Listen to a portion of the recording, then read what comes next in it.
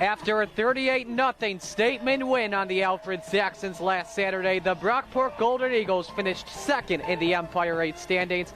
While the work wasn't enough to secure an at-large bid into the NCAA tournament, the work was enough to put them into the postseason with an ECAC bowl game, and it's an incredible matchup. The Clayton Chapman Bowl pits the 7-3 Brockport Golden Eagles against the 8-2 Washington and Jefferson Presidents out of the President's Athletic Conference at Eunice Kennedy Shriver Stadium in Brockport, New York, a rematch of the 2016 President's Bowl. Good afternoon, everyone. Marty Czekala, welcome to the Nest. So glad you could join us for the Clayton Chapman Bowl on GoBrockport.com. Well, the postseason has arrived, billed as the most wonderful time of the year. Garcia looks forward, picked off by Raylan's Boonton. Pick six for Raylan's Boonton again. 26-0 with 1:38 to go.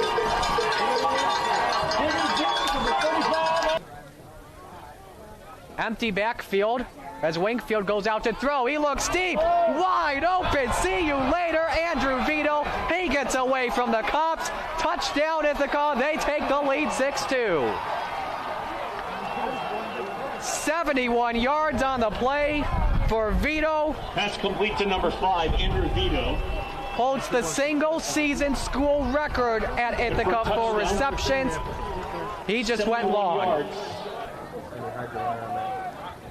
Gives it to Jolly once again, and it's a reverse. A flea flicker to Cheshire. He fires it deep for Cromer.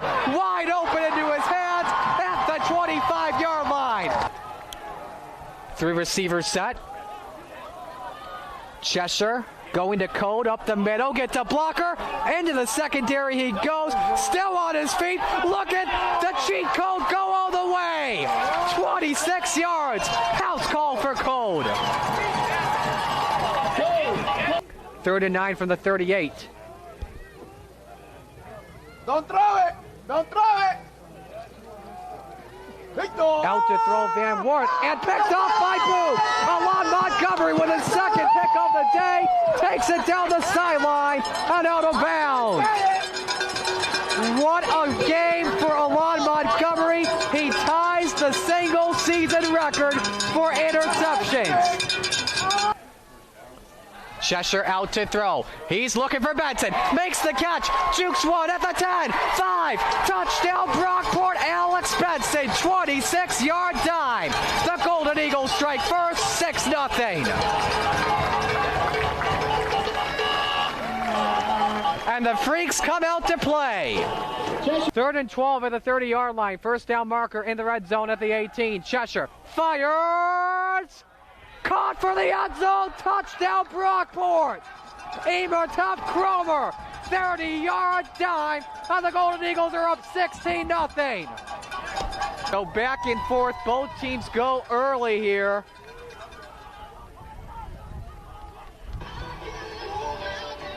And it's 1st and 10 from the 30-yard line. And the Brockport offense out there quick. 3 receivers set on first down. And Cheshire looking, making sure the play is correct. Talked with his fellow quarterbacks, and he's set to go.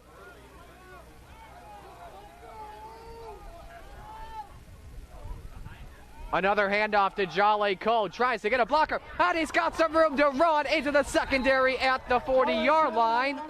And that is good enough for a first down. So nice pickup from Jolly Code. They got to be careful. Jolly Code, when Brockport's in a critical situation, Jolly Code likes to turn the Jets up. Here's 1st and 10 to the 40.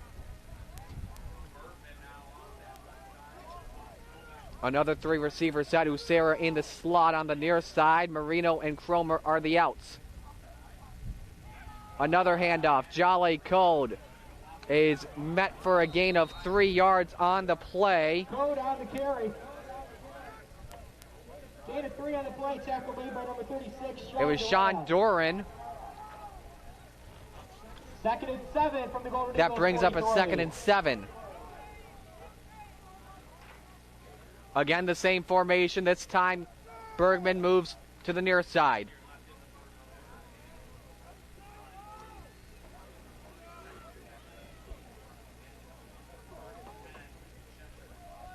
Code switching sides. Here's the play for Cheshire. Fires it, and it's bobbled and loose, and it is incomplete. Looking for Marino, but almost picked off. That's the third ball that's almost been intercepted by Washington and Jefferson. Tyler Sable was a part of the double coverage scenario.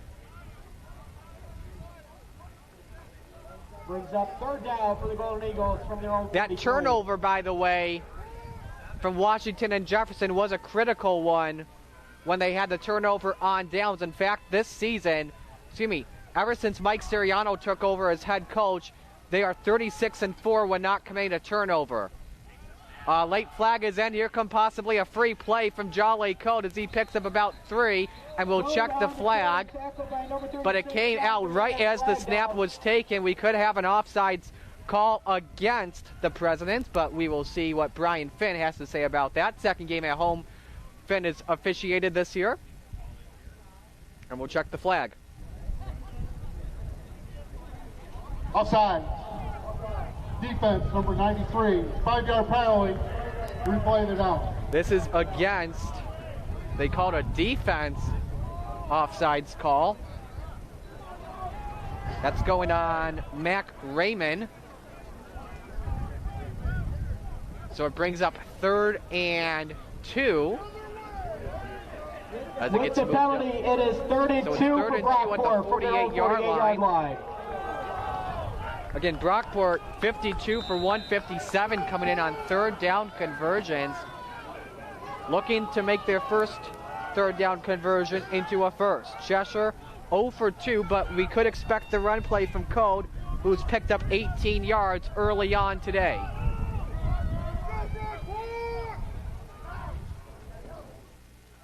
It's a pass play. Cheshire fires it deep. Who's it going to? Looking for Cromer. He makes the catch and bounds. Just around the 20-yard line. You don't see a lot of deep plays from Cheshire to Cromer. But Cromer just keeping on the ankle stops, the karaoke into the sideline. 1st and 10 at the 22. Pickup of 37 on the play. So a 3-receiver set in the gun.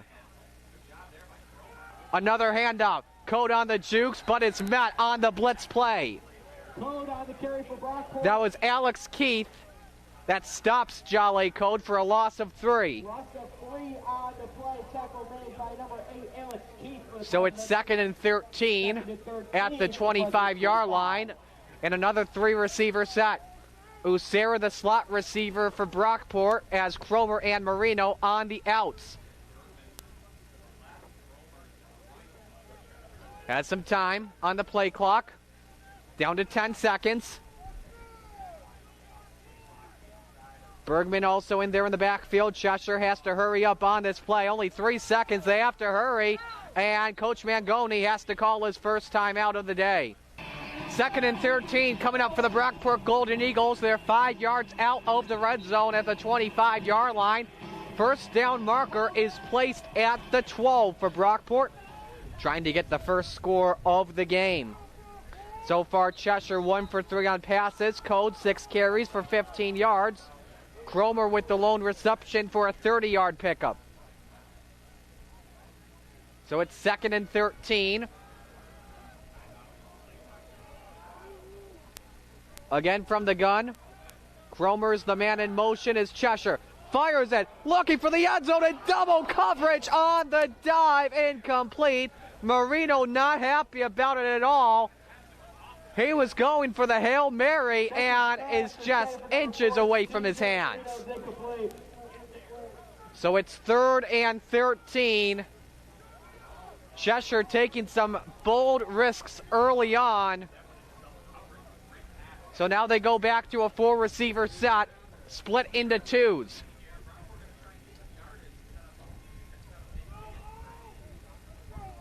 See if Brockport can pick some yards up, and if it's not good to go for the first down, Nate Wiggin could attempt a field goal. They're in the range. Cheshire heaves it up the middle and looking on the play. Open.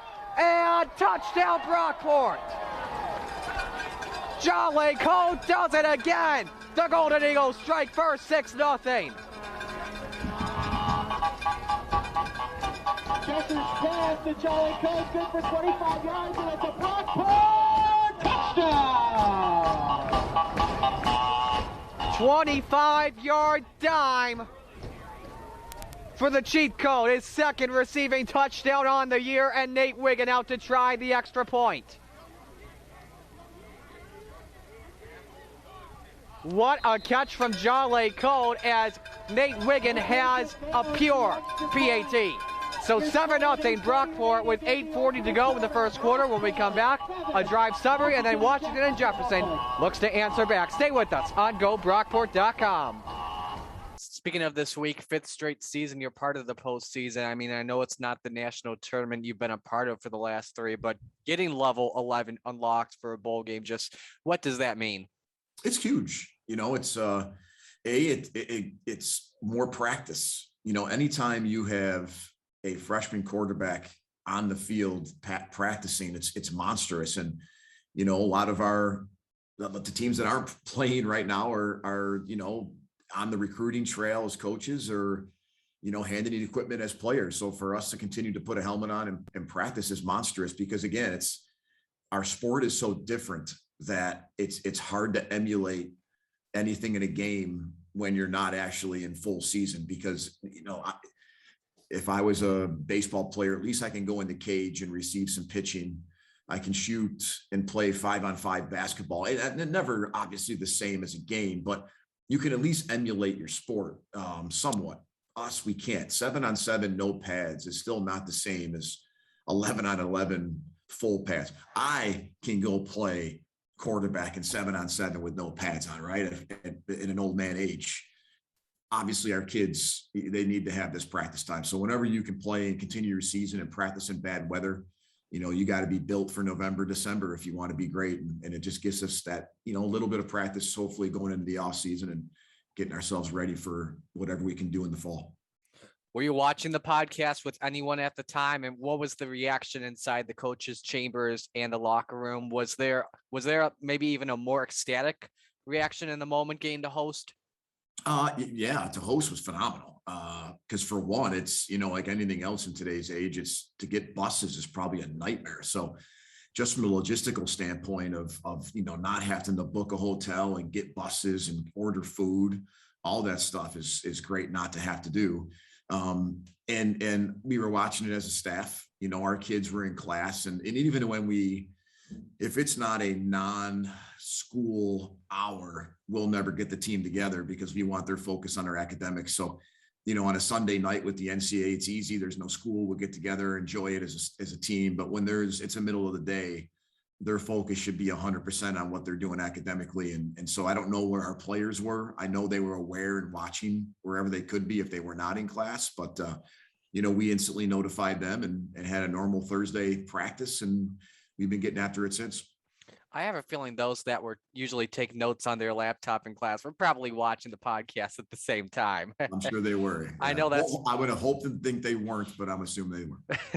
That's what I was doing as well.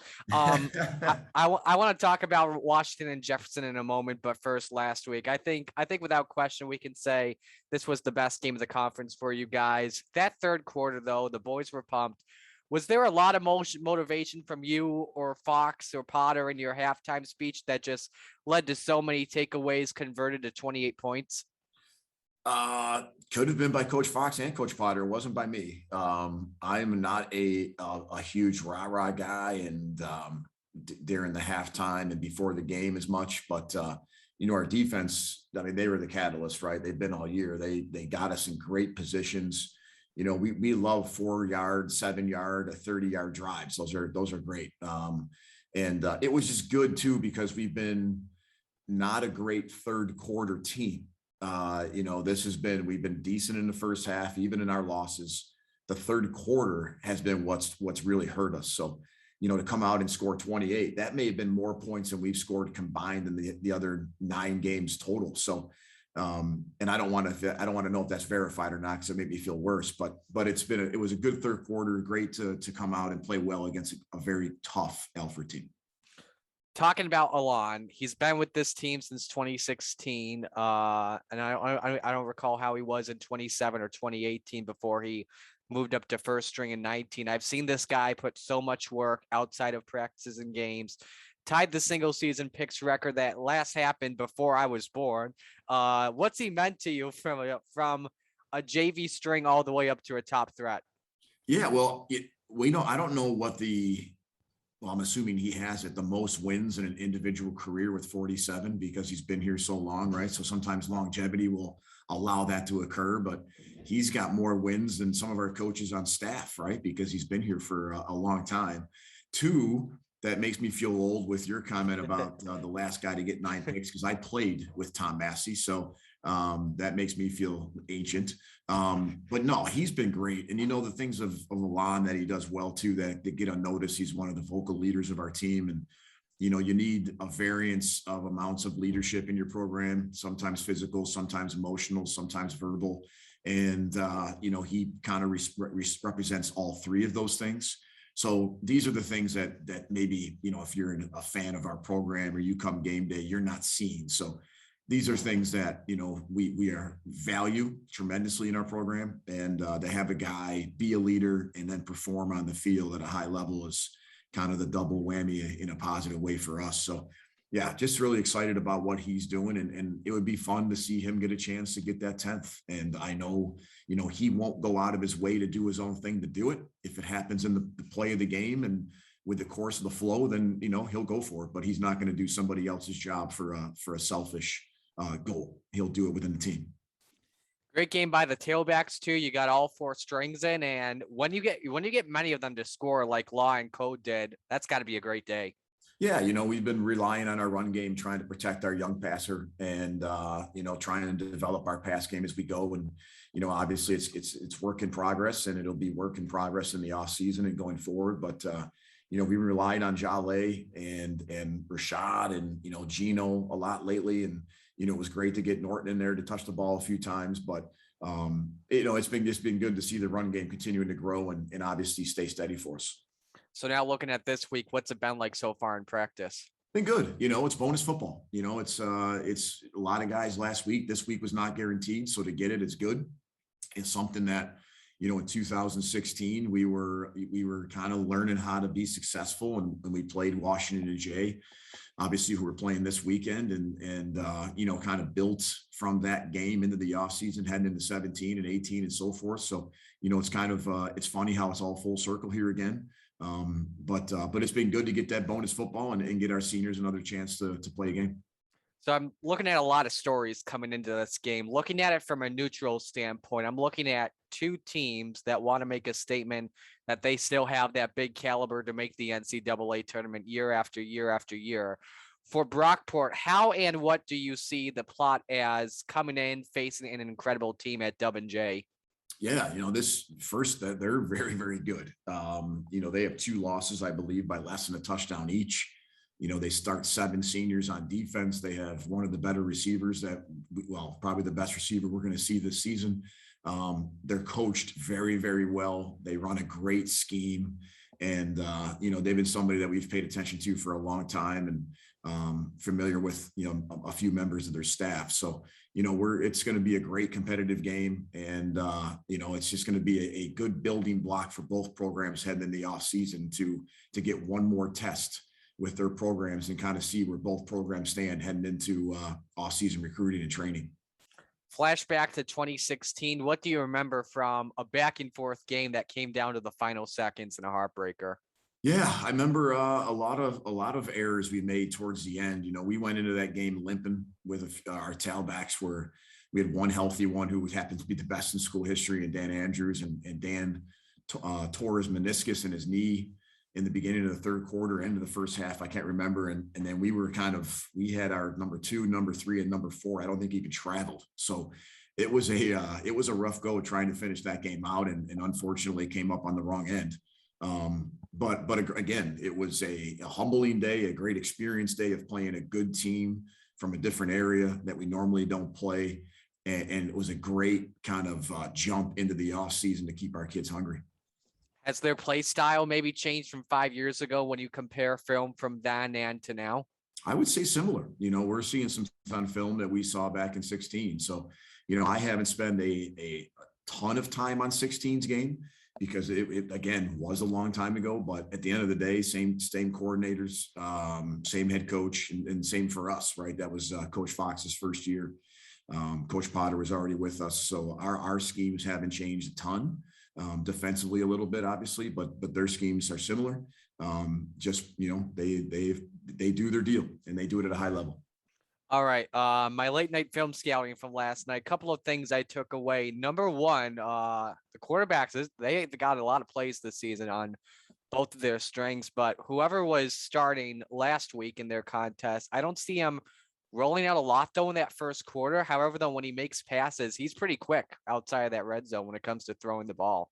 Yeah, gets the ball out of his hand well, and he extends plays. I don't think they're asking him to be a full-fledged runner, but if stuff breaks down, he makes a lot of plays extending the play. So it's not just cover for that 2.5 seconds. We've got to kind of corral him and prevent him from getting outside the pocket and finding guys downfield because they're very skilled at the receiver position. So we just got to do a good job of kind of keeping him in the pocket and kind of keeping him in the flow of the game within the pocket, not getting outside it. That their offensive line can block pretty well. And I noticed number 2, I think he may be second string running back, but he'll definitely get some minutes in. That's a big man there to try and beat because he got some yards after contact from last week. Yeah, very physical. And that's what we've kind of taken away. Runs behind his pads very well. He gets low, and we've got to wrap that kid up because he's not afraid to bang it. So, he's going to be a tough guy to bring down all game and on a continuous basis. But I think our guys are definitely up for the challenge.